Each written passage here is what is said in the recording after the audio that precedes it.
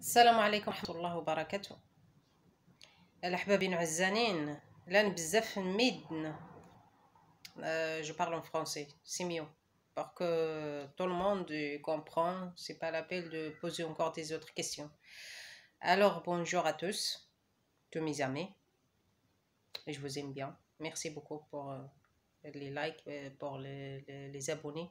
Abonnez-vous et vous faites des likes, des j'aime, merci. Là, je parle de mon histoire. Vous me posez des questions sur ma vie. Vous voyez bien, est-ce que j'ai des difficultés de vivre? J'ai pas de travail. J'ai pas d'argent. J'ai loué au privé. Les loyers sont chers. Je suis chez le propriétaire, les loyers sont chers. Le privé, c'est comme ça, c'est cher. Je paye 700 €. Alors, vous me posez la question sur ma vie. Moi, je parle du début de ma vie. Je suis une fille orphelin. Orphelin chez nous, cinq orphelins. On a perdu notre père à l'âge, moi, que la plus grande, la nièce de ma famille, mes parents. Je suis la première née chez mes parents. Alors, j'ai 13 ans quand mon père est mort. On est 5. 2 ans entre moi et 3 ans entre moi et ma soeur, 3 ans entre ma soeur qui est après moi et la troisième soeur, et mon frère il a laissé à 5 ans, ma petite soeur il a laissé à 12 ans. Alors lui il est mort à l'âge de 36 ans. Ma mère est là l'âge de 30 ans. Et ben c'est mon grand-père qui s'occupe de nous. Et il est en France, il a sa retraite, ça va. Il nous aide à vivre jusqu'à quand je suis grandi. Je me dis ça va, j'ai 19 ans, je suis rentrée à 20 ans. Quand je suis mariée, je me dis ça va, je suis tombée sur quelqu'un un voisin. C'est notre voisin, sa famille, ma famille sont comme ça. Voilà, on est mariés tranquillement, il m'a fait mes papiers, je suis venue en France, tout va bien. Je suis passé 7 ans parce que lui déjà il est seul chez sa famille, chez ses parents, il est seul, enfant unique chez ses parents. Alors je suis passé 7 ans avec lui, sans enfant. Voilà, vous connaissez que l'histoire, comment, la suite, comment. Après, Allah subhanahu il a donné notre fils, voilà, vous voyez bien, il a donné mon abdi la fille, Inch'Allah ya Rabbi tol l'amr, terzi l'amr.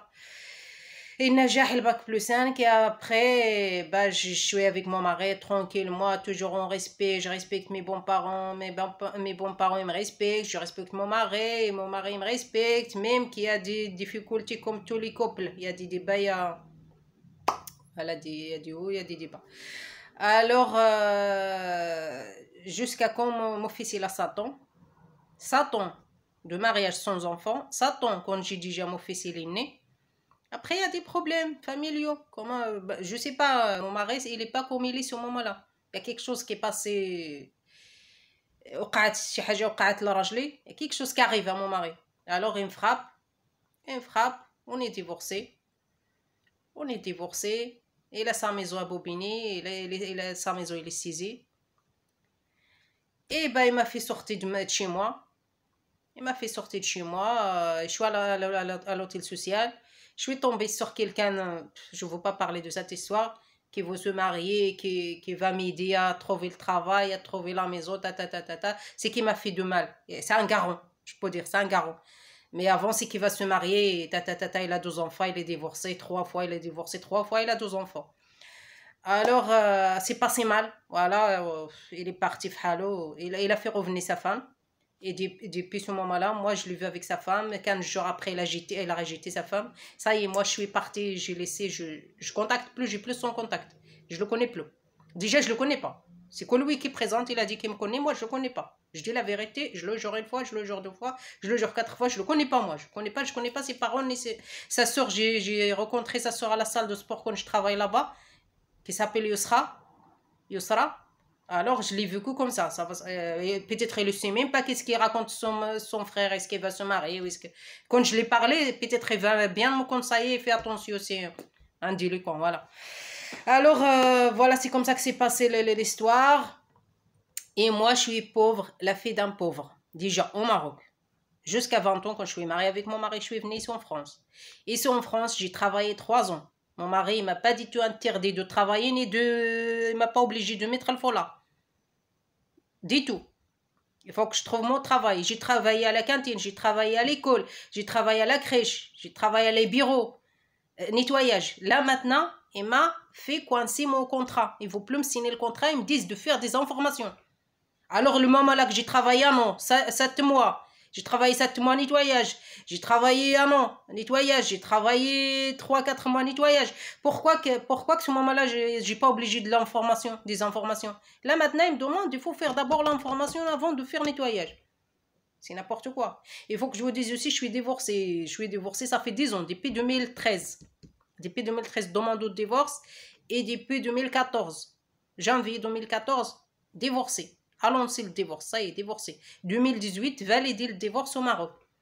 Alors, parce qu'il y a des gens qui me parlent de qu'est-ce qui va m'aider.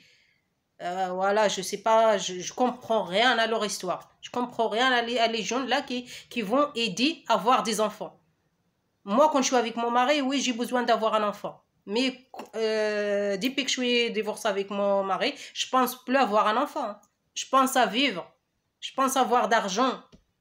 Je pense avoir un travail fixe. Et je pense avoir un toit comme tout le monde fixe à l'Ichalam.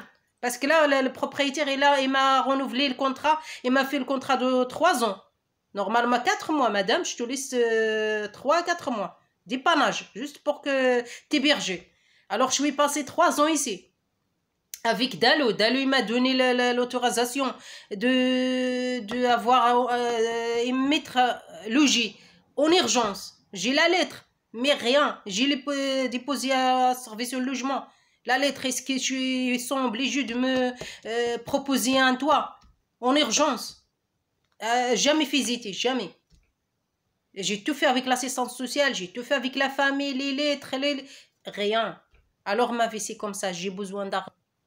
J'ai besoin de travail. Je mange pas. Mais maintenant, je suis réveillée le matin.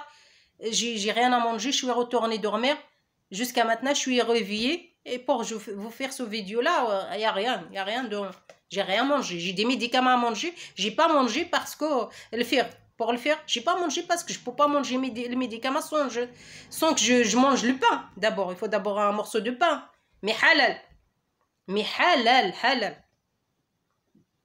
Alors, mes amis, celui qui a vu ce vidéo-là, pourquoi que j'ai parlé le français, ça soit que je parle bien, ça soit que je parle mal, c'est pour que tous les gens y comprennent. Pour que tous les gens y comprennent. Je ne peux pas expliquer en 3 fois ou 4 fois. Parler le berbère, après parler arabe, après parler le français. J'ai parlé le français pour que tout le monde y comprenne. Voilà, c'est comme ça que mon histoire. Celui qui peut m'aider, c'est elle qui peut m'aider. Merci et merci et merci de fond de cœur. Au revoir, à la prochaine vidéo.